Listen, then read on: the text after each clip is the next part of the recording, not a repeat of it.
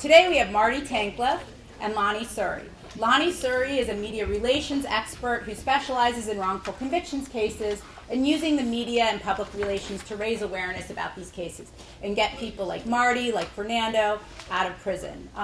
But he's worked on some really high-profile cases, including the West Memphis 3, who many of you might know about. Right? Those were the three guys who spent how long? 18 years as 18 years in prison, basically. In Arkansas, because they listened to Metallica and they thought they were devil worshippers and murdered 3 little kids. It's a very interesting case. Maybe you'll mention that case. Well, yeah, I certainly see we have West Memphis 3 innocent. Yeah. And Marty Tankleff. So my students know who Marty is. Marty spent 17 years in prison. He falsely confessed to murdering his parents. He went to prison when he was 17 years old. He was innocent, but due to a combination of factors that he will discuss today, he was convicted and found guilty. But his conviction was vacated about 5 years ago. Okay. July 2008. And now he's in law school and he lectures to students and tries to raise awareness about why wrongful convictions occur. Unfortunately, this is a very short class, so I can't really give you all the background, all the innuendos, the financial relationships with people, the political relationships with people, but I'm just going to try to backtrack just a little bit before September 7th. My father was in business with a man by the name of Jerry Stuerman. Jerry Stuerman owed my father about $500,000. Jerry Stuerman's son, Todd, was a drug dealer who had enforcers to commit violent acts. Now, some of what I'm telling you I didn't know back then, but I do know now. During the summer of 1988, my father and Jerry Stuerman were at odds with each other, and my father started to demand the money back. It got to a point where my father felt threatened by Jerry Stuerman. Approximately 2 weeks before September 7th, he sought to buy a shotgun for home protection. And lo and behold, September 7th, my father held a card game at the house. Now, these card games would rotate from one house to the next. And anybody who knew my father would say, you know, he was a tough man. He didn't care how threatened he felt by anybody. He was going to put on a good show. Unfortunately, September 7th, Jerry Stuerman was at the house with other card game players. September 6th. September 7th, I woke up, and basically it was the life-altering moment. How many people are under 20 in this room? Okay, so you can kind of relate to this. Imagine waking up on your senior year of high school, which should be a normal high school day, and your life will never be the same. You wake up in your own home and discover one of your family members bloody and attacked. None of you could probably fathom what that's like, and none of you should fathom it, but that's what I woke up to. I called 911, followed the instructions, and from that day forward, my life was never the same. I was arrested. I was charged with two murders because my father ended up passing away about a month later. I was released on bail in October of '88. I was charged with double homicide. In early part of 1990, I was on trial. Now, the one thing most people would think is that, wait a minute, if Marty's parents were attacked in their home and murdered, and Marty was accused, where did Marty's family lie in this whole picture? Marty's mother's sisters, their brothers, the aunts, the uncles, and cousins. Every one of them supported me, except one, which we'll get to at a later point. That one had a financial interest in me being found guilty. But my mother's sisters, the brothers, the sisters, the aunts, and everyone supported me. Still do to this day. June 28th, 1990, I was found guilty, and a few months later, I was sentenced to 50 years to life. So think about a year after your first day of high school, you're now going up to state prison, and if nobody's been in here, it's nothing you can kind of imagine. In prison, it was don't really know how to describe it, but it's kind of this wake-up call that, holy shit, life will never be the same. Look at it, say that, right? Yeah, sure. Okay. As long as you say that, I don't care. Okay, it's okay. It's college. It's college. And you really don't have any idea what life is like. I'm going to pass this folder around so everybody can get an idea of what the media was like right after everything happened to me. Just it's about the first month and a half of press. Because essentially, I was convicted before the trial. The press had me convicted before there was a trial of fact. And unfortunately, back in the 80s and the early 90s, that's what the press did. The press failed. The press accepted whatever they were fed. So here I am, in prison, 1990. What the hell do I do? I'm 19 years old. But I had a family member come up and tell me, he said, Marty, he goes, you'll figure out a way to get out of here. He goes, we'll be by you every step of the way, but we'll be by your side. So here I am, prison going, what the hell do I do? I ended up spending as much time in the law library as I could. We ended up getting Mark Pomeranz and a bunch of lawyers from his firm, which was Rogers and Wells back then. And if anybody knows who Rogers is, it was when the space shuttle exploded, I forget what year it was the Rogers Commission. So William P. Rogers was a very big name, and Mark Pomeranz was a big lawyer. We thought, this is a great case. Everybody was said, we'll win on appeal. 1993, my case goes before the appellate division in the second department. It's a 4-judge panel. My uncle in California asked Mark Pomeranz, what happens if it goes 2-2? And Mark goes, that's not what happens. Come on, this is a criminal case. It's always usually reversal, affirmative. You may have one dissenting judge.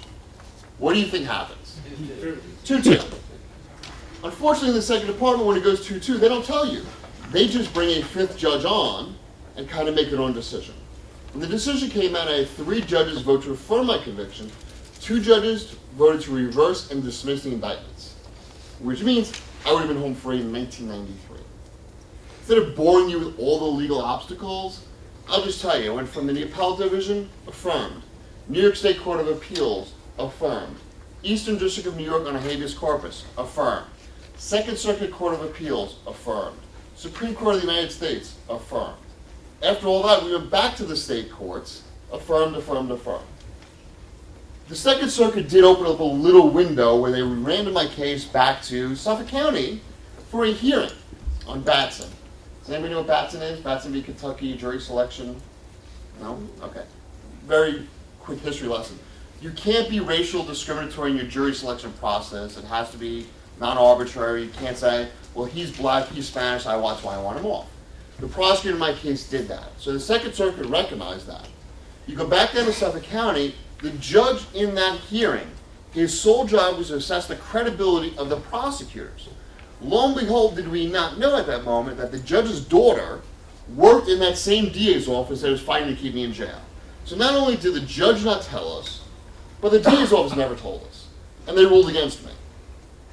That was 1998, 1999. Finally, in the early 2000s, all my lawyers said, what do we have to do? And we said, let's take a fresh look. We've never had anybody really investigate the case because the cops never investigated the case. They settled on me, over and done with, that was it. So when I came out for that Batson hearing, I ran into an inmate by the name of Austin Offin who said, if you're ever looking for a great lawyer and a great private investigator, contact J.S.L. Peter and Bruce Marquette. Well, in jail, you kind of don't have access to the internet or telephone books. There's something called the lawyer's diary. So I found Bruce Marquette's name. I wrote him a letter. I said, how do I get to Jay? He gave me Jay's address. I wrote to Jay. I said, listen, Jay, I'm not going to convince you of my innocence. I'm tired of trying to convince people. Do it on your own. Investigate what you want to investigate. You want to give me a polygraph, give me a polygraph. If you want to do DNA testing, do it. Lo and behold, Jay agreed to take the case. And he said to me, he goes, if you're guilty, don't hire me. He said, don't hire me. I said, Jay, I'm innocent. I'll sign the dotted line. And here's the key thing. The prosecutor at one point said that J.S.L. Peter was hired to find innocence or evidence to prove my innocence. And the strange thing was my family was actually the ones who hired Jay. So I didn't really hire Jay. I found Jay, but it was my family who hired Jay. And Jay's job was not to find evidence of my innocence. It was essentially to find any evidence. Guilt, innocence, anything he could find. So his goal really was to find the truth.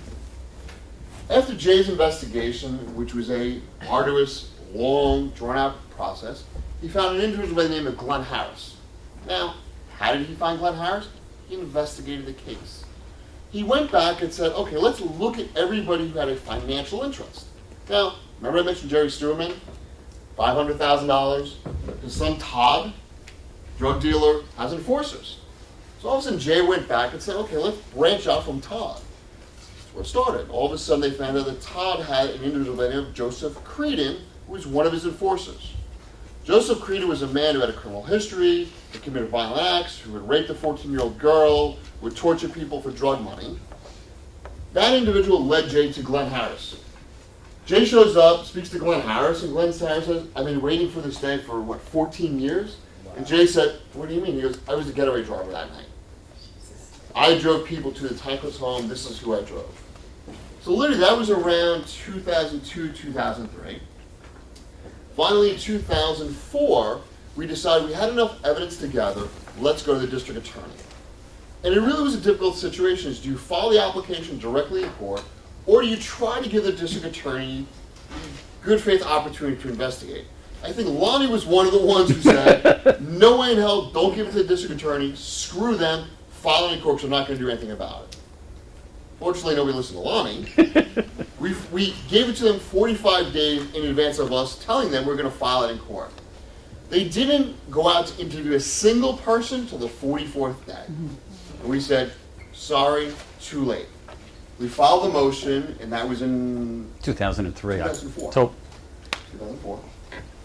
That we filed the motion, October 2003. You sure? Yeah, I'm positive. All right, guys. I won't argue, okay? You may be right. Yeah. A year later, the hearing happened. Yeah, right. So then, basically what this application is you have to ask almost permission from the court to hear all this new evidence. And if anybody gets into law, the criminal justice system, you'll know that there are so many procedural hurdles. And in some of these cases, you have to ask permission.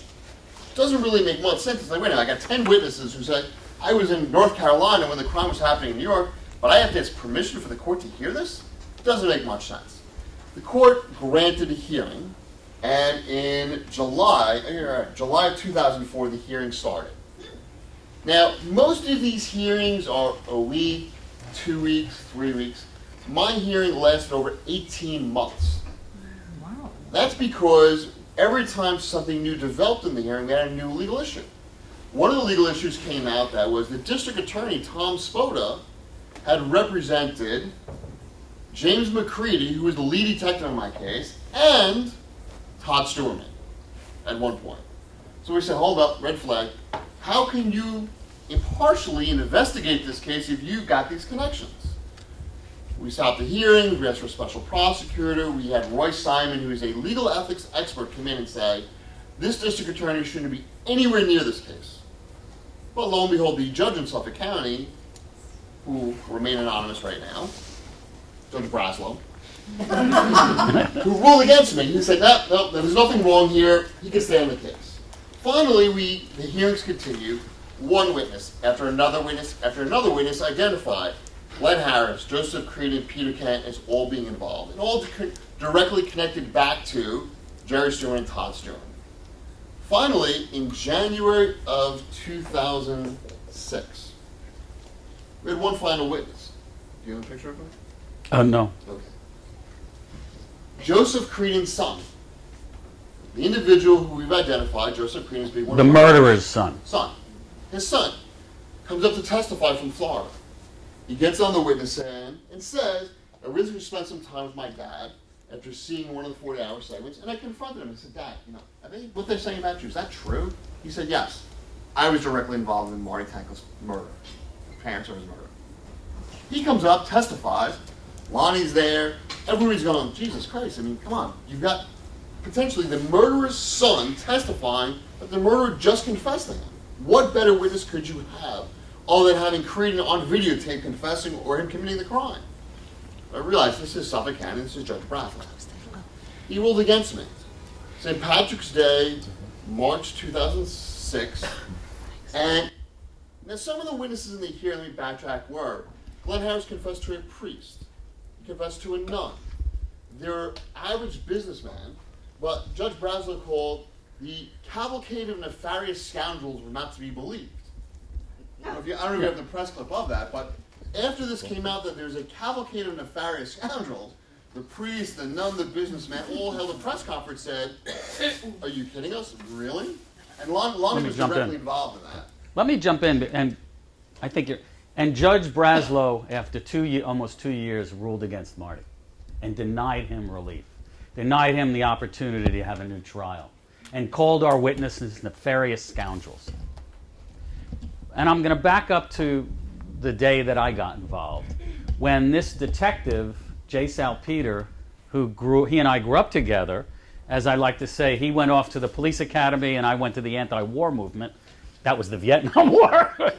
And we hadn't spoken much, and 20 years later he calls me up and he goes, "Hey, buddy, you want to make some money?"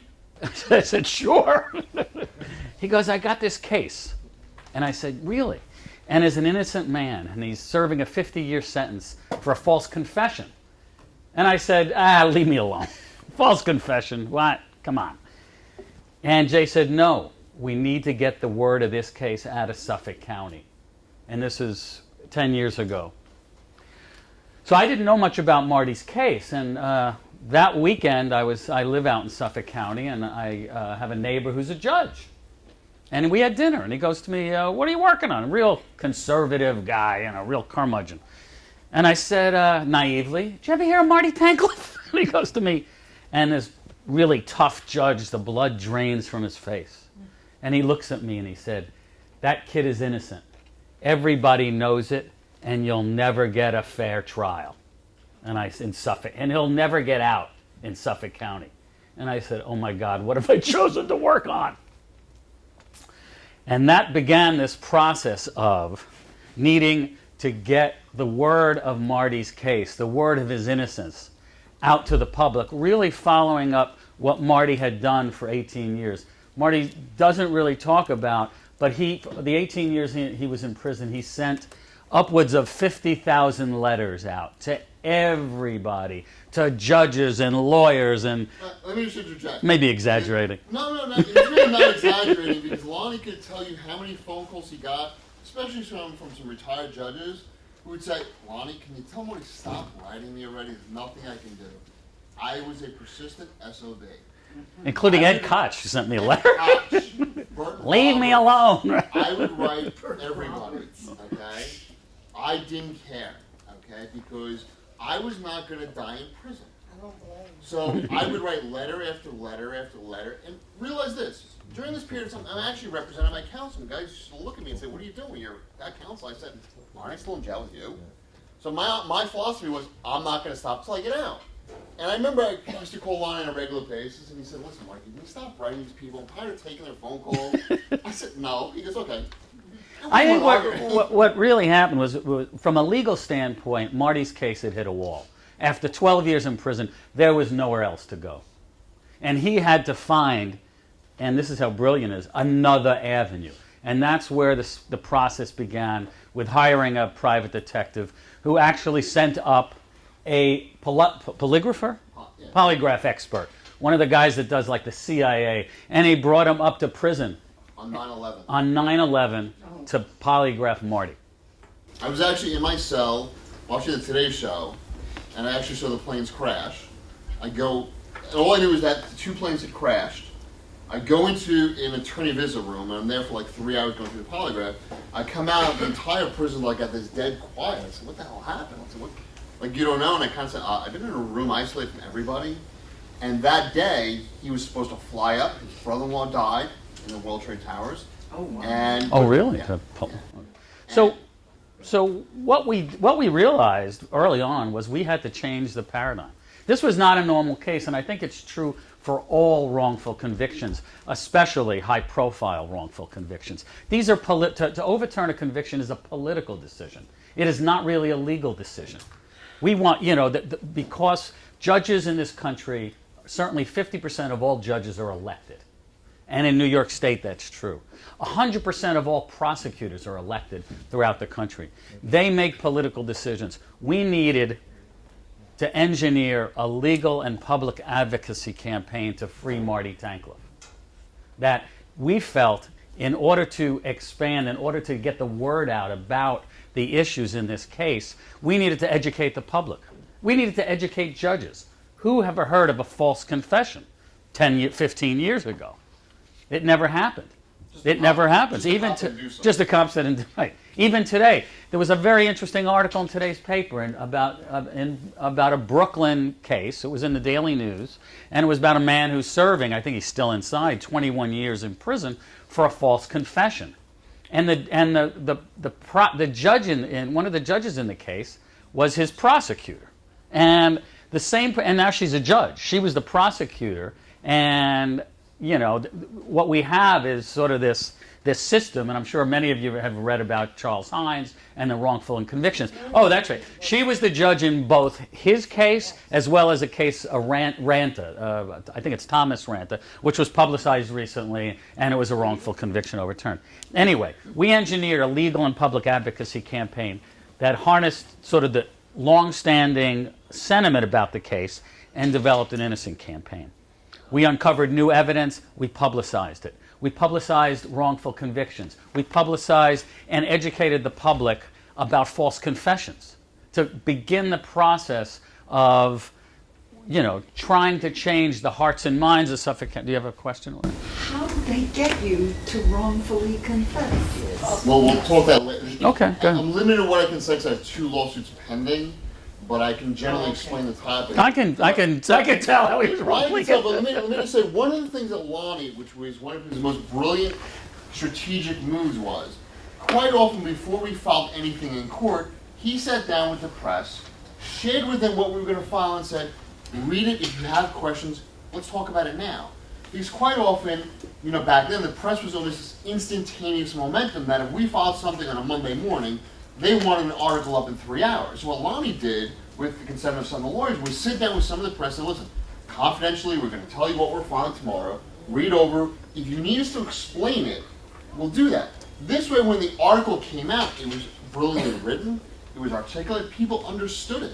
And that was really Lonnie's decision, saying, we have to educate the public, and the only way to educate the public is educate the reporters who are writing the stories. I think what you find in we'll talk about wrongful conviction cases, but it's true even in other cases, because there are mitigating circumstances in many criminal cases. But essentially the only teller of fact is the prosecutors. That Marty Tankleff didn't have anybody other than his attorney and his family at the time, and they don't usually speak. Lawyers always say, don't say anything to the press, don't say anything to the public. And lawyers are also intimidated. They're concerned about, well, if I talk out loud, the judge could censure me. Or if I, other issues can come up. So they're very intimidated, less so now, but certainly to the extent. So the prosecutor, like Charles Hines, has a public relations team. They are out there feeding the press. The press has an office in Charles Hines, in the prosecutors, in the courthouse. And the New York Times, and I know all these guys and gals, and they're there, and prosecutors will come down and they'll sort of go into the office, say, hey, how you guys doing? I got an interesting case. I got Marty Tankleff, he didn't falsely confess. He confessed to killing his parents. Oh, really interesting. Maybe I'll write about it. So what happens is, and especially in Marty's case, the media had one source, and that was the prosecutors. And what the prosecutors do very effectively is they essentially throw their case out to the reporters. So in fact, what they tried to do in Marty's case, they painted a picture of a spoiled kid who, which is what these were the headlines. And some of them, you could see some of the headlines in the news clippings that Marty, a spoiled kid who killed his parents because he didn't want to drive the crummy Lincoln that they offered him. So this was the motive for killing. Now, Jerry Stewman owed his father $500,000 and threatened to murder him a month before, but Marty was the guilty party. There was no evidence of Marty. There was no evidence that Marty did anything. There was no blood. There was no blood in the drains. The house was completely... The only thing they had was they took Marty in and they coerced him into confessing. And that was the news. So, when Marty went to trial, he had no chance. And when other wrongful conviction cases go to trial, they essentially have no chance because the public and the jury pool has been tainted, and the judge, in many ways, has preconceived information about this case, and that cause comes from one place. What we try to do is, what I'd like to say, is level the playing field to provide, especially in a wrongful conviction. And we would contact, what I did first when I went on Marty's case, I contacted the same reporters that reported on it 18 years ago, or same editors. Some, and many of them were still around and still reporting. And when I called them and I said, hi, I'm working with Marty Tankleff, he goes, oh, that guy confessed that he's guilty? I said, no. Can I ask you a question? Sure. Did they ever find the real murderers? Yes, we know exactly who they are. Have they been brought to No, because Andrew Cuomo, our governor, I'll get into that later. has decided that he doesn't want to have anything to do with going after the bad guys. And in fact, that was a political decision because Andrew Cuomo, just to digress, went into Suffolk County after Marty was freed and did a complete new investigation. 7 months. And what he did when he was Attorney General. And what he did was he went out and tried to turn our witnesses. So he wasn't very interested. As I said to our legal team after Marty got out and we talked about Cuomo going back in, I said, who's more important to Andrew Cuomo? Marty Tankleff or the Democratic Party of Suffolk County? Suffolk County is the second largest Democratic Party in the state. Yeah. And I got a call from one of Andrew Cuomo's lawyers. And she said to me, don't trust what's going to go on. He has no interest in doing anything other than what is in his political interests, which is exactly what happened. Cuomo spent 7 months investigating the case. We all knew Marty was innocent. We knew they weren't going to retry him because when Marty's case was overturned, they could actually retry him. And Cuomo just bounced it. He just said, well, he said there was evidence that Marty was guilty and there's evidence that somebody else did it. Well, So we know who did it. Those 3 guys are still out there. 4 guys, the 3 guys that did it, and the guy that ordered the Jerry Stuerman, they've never been prosecuted. Does he have lawsuits out? Yes. Marty does, yeah. I can say this. I have 2 lawsuits pending. One is called the 8B Wrongful Conviction Act, which is in the State Court of Claims, and I also have a federal 1983. In the past year, we have had the opportunity to depose, which is basically question a lot of the people involved in private. And if you heard or watched some of the video, you would be shocked that we employ these people to, quote unquote, protect us. But the conspiracy of what occurred to put me in prison really has come out clearly in these depositions. Unfortunately, I can't really talk about it. But it was shocking because I had the opportunity to sit and confront some of these people myself. And they're devious. And I know that if they were so devious in my case, how often are they devious in other cases? And that's why a lot of times in these wrongful conviction cases, there's this reluctance to address the problem because if Lonnie was a detective, which I know he would never be, if he was a detective in Suffolk County, and it came out that he was involved in a wrongful conviction case, all of a sudden, now you'd say the Pandora's box. How many other cases was Lonnie involved in where there's a problem? That's why there's this huge reluctance to get involved and acknowledge there's a mistake. I would also say Damian Eccles, who I helped get off death row in Arkansas in the West Memphis 3 case, he and I spoke before a group of lawyers. And somebody asked him, how did you get wrongfully convicted? And I was like ready for this long answer, you know. And he said one word, ambition.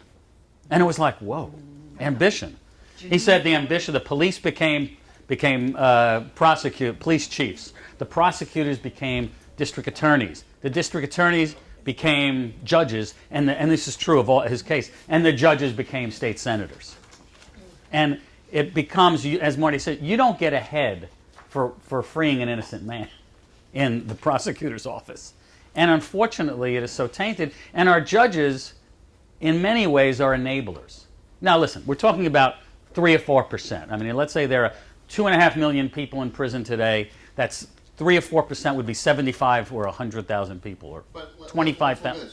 Earlier this year, I spoke with the NYPD. At that moment, there were, I think, 303 or 305 DNA exonerations. I just spoke last night with some of the Innocence Project, and learned there are 311. So in the last year, you've had 5 or 6 additional DNA exonerations.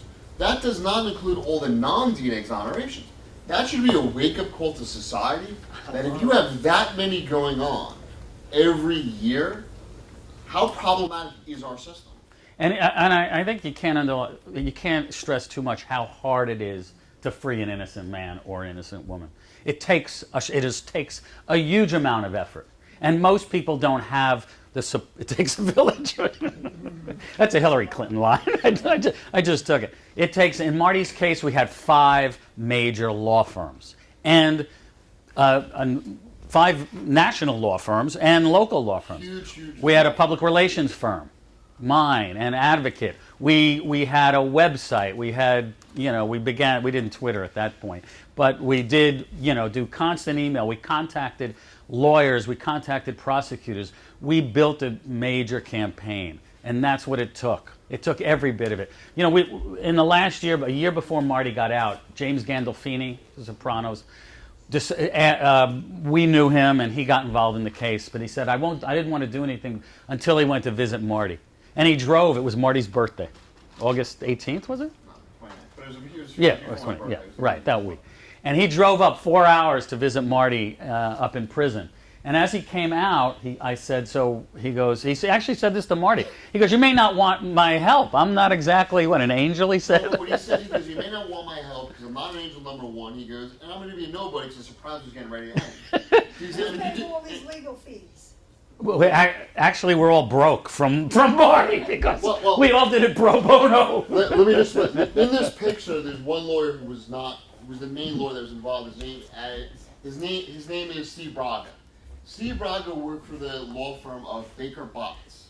And does anybody know who James Baker is, former Secretary of State? His law firm was the one that really was... Did they paid? They paid for a lot of it. But Bruce Barquette, solo practitioner. J. Sal Peter, solo practitioner.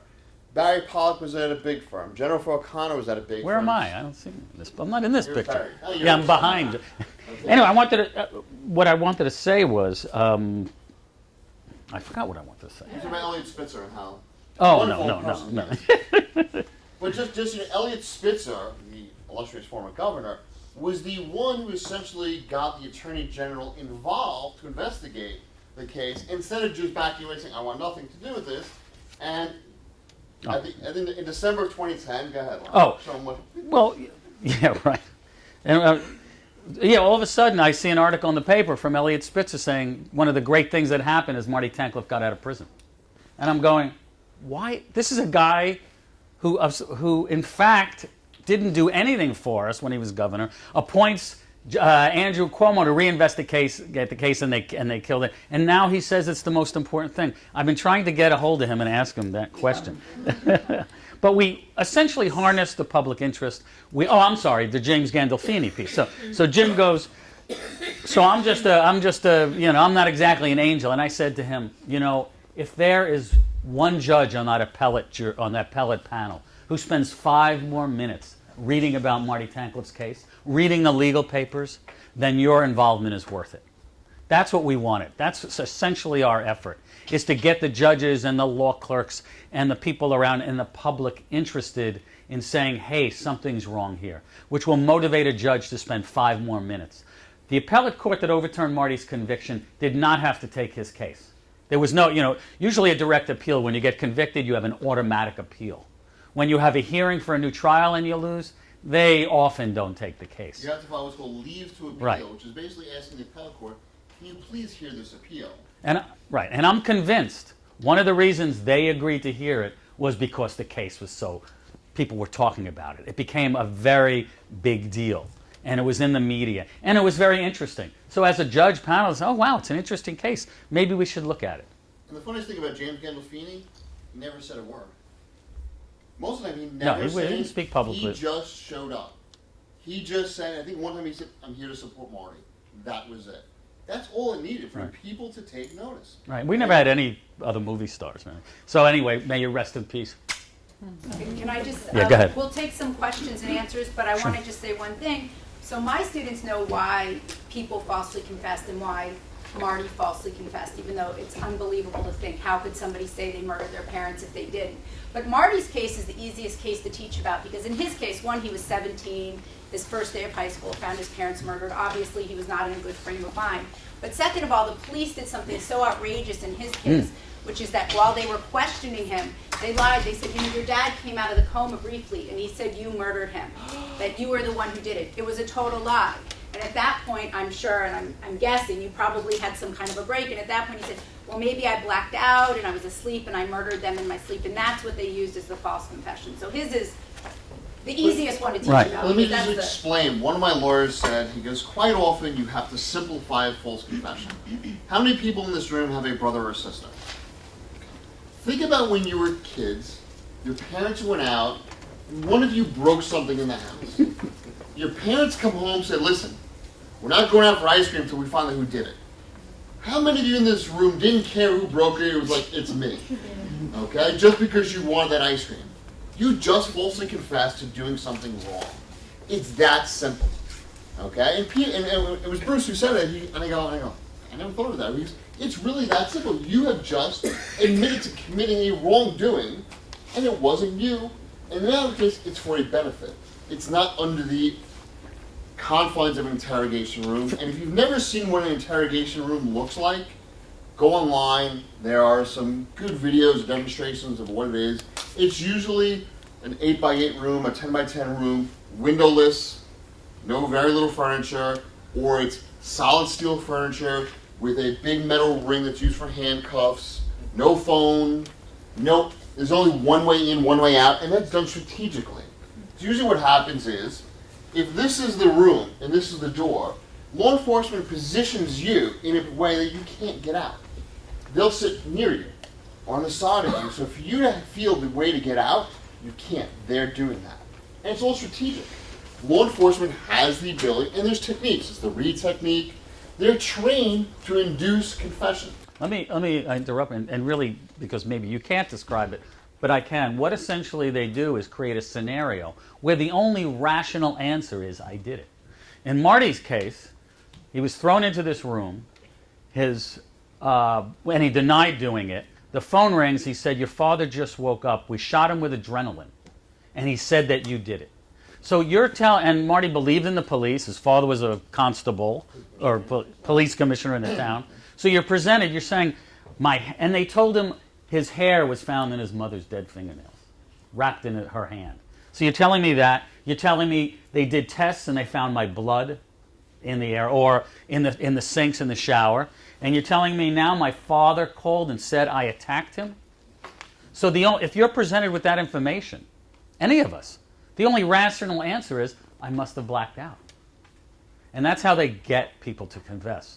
They create a scenario where, in fact, you start scratching your head and you say, I guess I must have done something.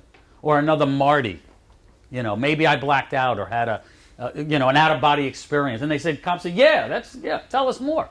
Now, Marty's confession wasn't written by Marty. I don't have a copy of it, although we can get it. It's a handwritten one-pager, a couple of paragraphs written by Detective McCready, the guy that got Marty to falsely confess. We don't even know when it was written. But in the confession, there's little lines like where you're supposed to initial, like Miranda rights, and there's no initials. So essentially, it was and that's what happened, and that's why there are so many false confessions. Next to misidentification of eyewitnesses, false confessions are one of the highest contributors to wrongful convictions. Last night, misidentification is about 33% in DNA cases, and false confession is 25%. In New York State, I wrote a letter to in New York State, 50% of the wrongful convictions involved a false confession.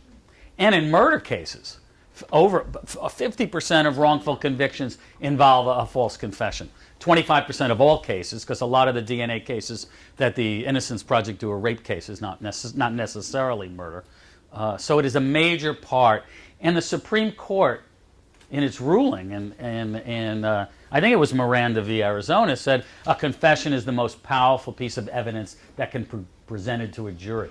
And in fact, in many, many wrongful convictions, there was other evidence of innocence. But once a false confession was entered, once the jury heard from the police whether it was or not, whether they wrote it or not, the person almost always gets convicted. And let me just say this very quickly. Quite often what happens with the law enforcement, the easiest way to end an investigation and proceed to the trial, get a confession.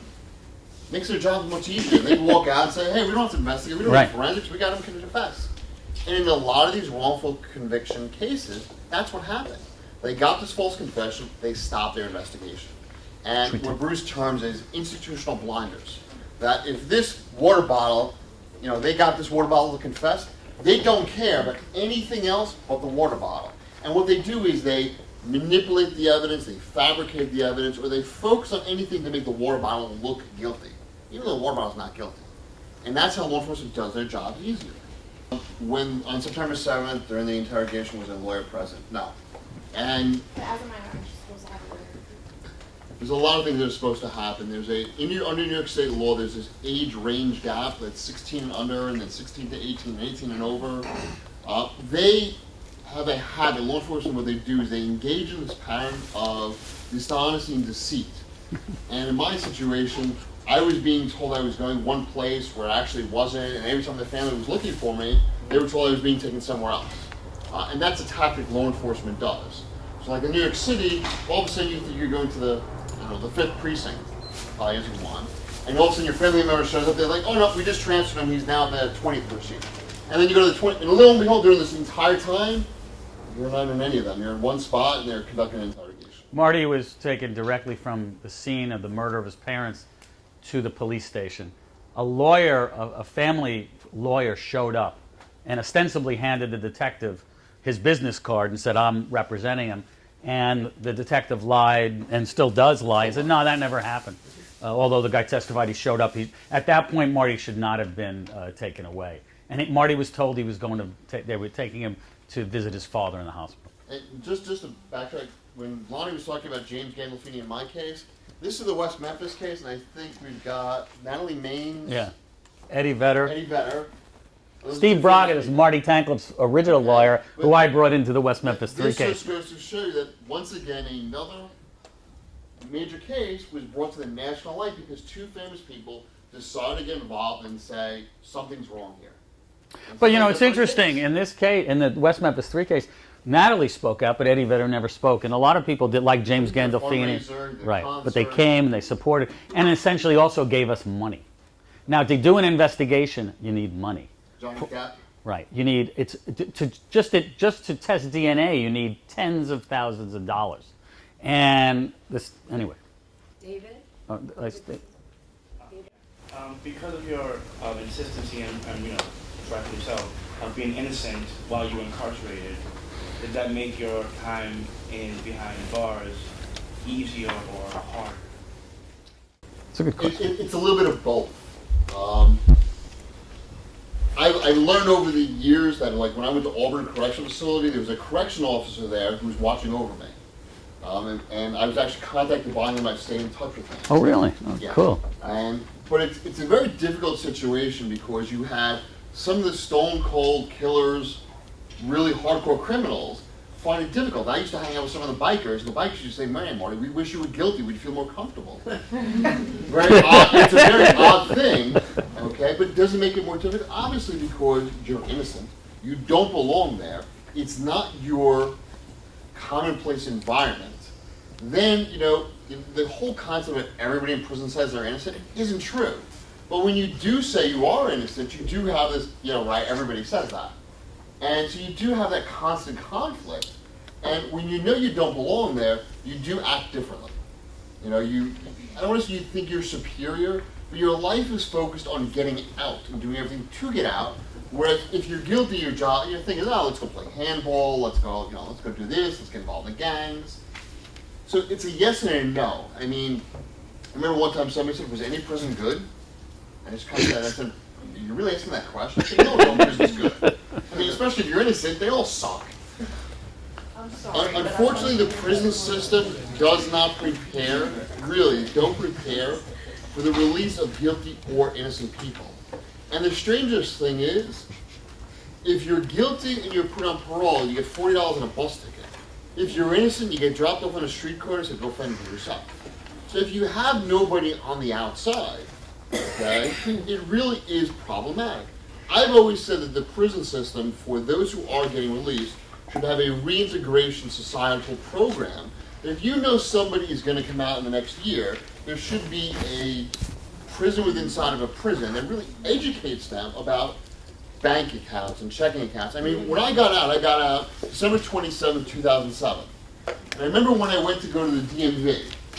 And if anybody knows what the New York City DMV, it's like you got to show 6 forms of identification. I kind of went in there, and I knew this in advance, so I said, well, let's see. I have a birth certificate. At that point, I was already enrolled in college. I have a few newspaper articles. Maybe it'll work. That's what I had to use as a form of identification. And, as strangers, thankfully that my case was high profile, because at least when I went in there, a DMV supervisor said, Yeah, we know it's you, Marty. Go ahead. Now you talk about reintegration. 3 weeks after I was out, I was in college. I enrolled at Hofstra University, and I remember that first day of class. Now, when I was in prison, which earlier Lonnie showed you a picture of my graduation from my associate's degree in prison. But when I got out, I said I'm going to go for my bachelor's degree. And I remember that first day of class. Think of this as a big classroom, and there's a chair here. I chose this chair because I said, I'm running out the door. I'm never going to make it. I never took my jacket off. I said, I'm not going to survive this. I said, Jesus Christ, I'm 17 and a half years in prison. Here I am in a classroom full of Kids. people half my age who've been exposed to, the internet and computers, but I stuck it out. I was on campus. I ended up living on campus after I think it was my second semester, and I graduated with a bachelor's degree, and I integrated, and half the people had no idea who I was. Because as strange as it be, every time a press story came out in the very beginning, I was never on campus that day. And most of these kids didn't really want to read Newsday. It's like, who cares about Newsday? And the ones that did know never said a word to me, but they supported me. Until it was almost graduation time, and one girl came up to me and said, "Hey, Marty, think you want me to project the Innocence Project, a job there?" And I said, why can I do that? Oh, I know who you are. Really? Well, we've known since the first day you were here, but it didn't bother us. We supported you, we believed in you, and we just wanted to treat you like a normal student. Now, think about this. How many people have done a college semester abroad in another country? Okay. Here I was, 17 and a half years in prison. In a foreign country. January of 2008, I did a semester abroad in Venice, Italy. So here I was, and I remember, and here's the problem, James had the best line. I'd just been in prison for 17 and a half years. Here I'm getting ready to go to another country. I couldn't get a passport because they had a problem with my record. And I remember Jay said, Jesus, he says, think about it. A year ago we were trying to get him out of prison. A year later we're trying to get him out of the country. But I literally remember doing the semester abroad in Venice and not having a care in the world. Walking around Venice, up and down the streets, going, Jesus Christ, where was I a year ago? And I remember I would send pictures home, and I remember, like I said, I was going to the bar every night because all the kids we were friends with was like, the old guy's not going to hang out every night. I was there every night. I made it back every night to the hotel. I never fell in the canal. And little did I know, half the people had no idea who I was. They just thought I was an older student. And one of them kept asking me, saying, Marty, what happened? Did you run out of money that you didn't go to college till later on in life? I was like, yeah, it's something like that, Mark. Eventually I'll get to tell you. It was about 6 months later at the Oprah show, and all of a sudden I got an email from him because now I understand. But to me, it really was a defining moment about how literally if you strive for something, you can achieve it. And it really is a necessity of forced integration. When you run into these obstacles, that's all it is. It's an obstacle. You can get over it. I mean, a few months ago I spoke at a high school, and the whole thing is all the kids were saying, oh, my girlfriend broke up, and my boyfriend broke up with me. I couldn't get this class. And I was like, really? That's nothing in your life. Get past it, because honestly, that's a small challenge you'll deal with. You know what? There's a lot of other girls, there's a lot of other boys. If you don't get into this college, there's 1,000 other colleges, and sometimes that failure or that obstacle will make your life that much better. I got rejected at one law school, okay? And when that happened, I was pissed off as hell. And honestly, where I'm at now, I love it. I love it. I'm accepted. I get along with the professors great. And how much time do we have? We have one more question after this. I have 30 seconds, okay? And just to show you something how weird and full circle things go, when we were appealing my conviction, there was a man by the name of Mark Cohen, who is the chief of the appeals unit of the DA's office. Mark Cohen is a judge now. Mark Cohen teaches criminal procedure at the law school I go to. So who's the guy fighting Marty's case? Yes. So before I enrolled in his class, I had to approach him. I said, Mark, I said, you're going to have a little bit of a history here. I said, how's it going to affect? He shook it. He goes, Marty, I welcome you. So I took his class, got an A+ in his class, okay? But I found out beforehand a little bit about him. That's a whole other story. But Mark Cohen, the prosecutor, was different than Mark Cohen, the judge. And because I went to everybody in the criminal law department and said, what is he like? They said, listen, he was a political hack. He had a job to do, which is what they do, uphold their subordinates' convictions. Okay, so Do I have Professor time for my Salvo, she's a question? law professor here. Yes. First of all, I want to say that I remember your case because I was alive then and an adult, and I never thought that you had done it because to me there was no credible motive because I had been a fancy estates lawyer and everybody knew if you killed your parents, you didn't get anything out of it. Oh, So that's and that's what they used as a motive. That Marty was going to inherit his parents' money. Of course. Exactly. I said that's complete. Right. Yes, because Very good. everybody knows. I mean, maybe they said you didn't know. Well, people my said- will, the way my But I want to parents- ask you about the relative, because we always say in trust and Oh. estates when there's a will, there's a relative. And there obviously was a relative who was going to stand profit. And that, Let there's me- always follow the money. Okay, so I'll very briefly explain. There's a confidentiality agreement, so I can't get to all the details, but I'll say this much. My parents' wills were set up in a particular way where we'll take more my questions. mother passed away, everything went to my father. If my father passed away, everything went to my mother. If they both passed away, they went to trust. Hofstra University was given an endowment fund for Tankleff family members. My half-sister was given a very small stipend.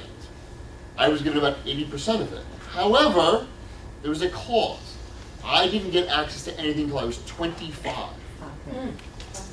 So, and the strange thing is, if you watch the 48-hour segment where Erin Moriarty is talking to McCready, she says, "Did you know that Marty wasn't going to get anything until he was 25? No, I didn't know that. She says, don't you think that would have been important? As it panned out, my half-sister challenged the wills, went into business with the lead detective in my case, benefited extremely well from my conviction because she ended up getting, let's say, 80% instead of 10%. So when it boils down to who benefited financially from my conviction, my half-sister and the lead detective who put me in jail. And your half-sister was the only family member who didn't believe it. Correct. She's the only one that turned on me, and it was really about money, and she was recently deposed, as was her husband, and So could you imagine that his half-sister inherited the money and went into business with Detective McCready that got Marty's false confession? Maybe they did it. Yeah, well, if some of you are aware of what convictions you want investigated, you can all pray, but within the next month, I'm hopefully going to have some type of innocence clinic, innocence project at Toro Law School. oh yeah? If not that, I may have something set up where some of the students do externships at the firm I work because we do wrongful conviction cases. But if anybody's been in a wrongful conviction case, it is a huge financial burden and it's a very time-consuming burden. In some of these cases, and if some of you end up working at a clinic somewhere, one of the first jobs is to collect every piece of documentation. You have to realize by the time a clinic gets involved, the case could have been going on for 15 years. So you may have a trial transcript, appellate briefs, appellate transcripts, initial investigations, post-conviction investigations. And that alone is an arduous task that a lot of times small law firms just don't have the time for. I mean, we've accepted 2 cases. Me personally, I probably get a letter, 1 or 2 letters every week saying, "Aren't you a lawyer yet?" No. I mean, I actually was at it. Supreme Court Justice Sonia Sotomayor recently came to Toro Law School, and I actually had a picture with her. And it was very interesting because we had this whole conversation about wrongful conviction, and she said, "This system is problematic." You know, I mean, Problematic. unless Yeah, you're really. exposed to it, that's all you know. Until you get involved, you don't know much more, okay? Because quite often people don't have the desire to get involved until you're somehow directly connected through a college class, through a law school class, through a clinic, through a family member, or through a friend. You have quite often a disbelief it occurs. Judges have a disbelief Disbelief. that occurs. I was at a CLE the other night, and a lawyer that I know is now a law secretary to a judge in Nassau County, and I said, "I want to put together a program to educate judges about this." And he goes, "Good luck." Yeah. Okay? But here's the issue. There are some judges who get involved, and if anybody wants to do this, Google Nicholas Morris. Nicholas Morris was a young African-American or Spanish, I can't remember exactly, man, who was accused of killing a 4-year-old boy on Easter Sunday on the way to church while he was in his van. Nicholas Morris was innocent. Bruce Barquette represented him for about 2 years. And he kept trying to convince the DA, you've got the wrong man, you've got the wrong man, you've got the wrong man. The DA didn't care. Bruce goes to opening statements. He makes his opening statement, and the judge turns around and he goes, have you told the line assistant everything you just said in this court? Bruce says, for 2 years I've been telling them. Will you consent to a mistrial if I get you a meeting with Robert Johnson? Bruce said yes.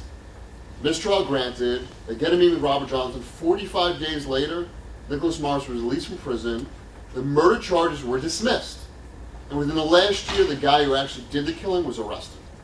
There's very few judges. It's very few judges. Very rare. Because you have to realize, they're elected. They have allegiances. A lot of them are former prosecutors, so they have these allegiances to the DA's office. But, my thing is this. They can get involved. They can stop it. Because I spoke last night at the Soho House for that Eyewitness Innocence Project, and somebody said, how do we get the judiciary to get involved to prevent a wrongful conviction? What happened in the Nicholas Morris case is what you can do. But often, not to be cynical, I've spoken many times with judges and people interested, including the Chief Judge Littman of the Court of Appeals, and they say all the right things at conferences. Yeah. They are against wrongful convictions. And then when they get the cases before him, and I've had a case before him recently, it was like they're completely tone deaf, and they reaffirm the conviction. And it is so hard to get a hearing or a new trial or to get somebody to pay attention. So.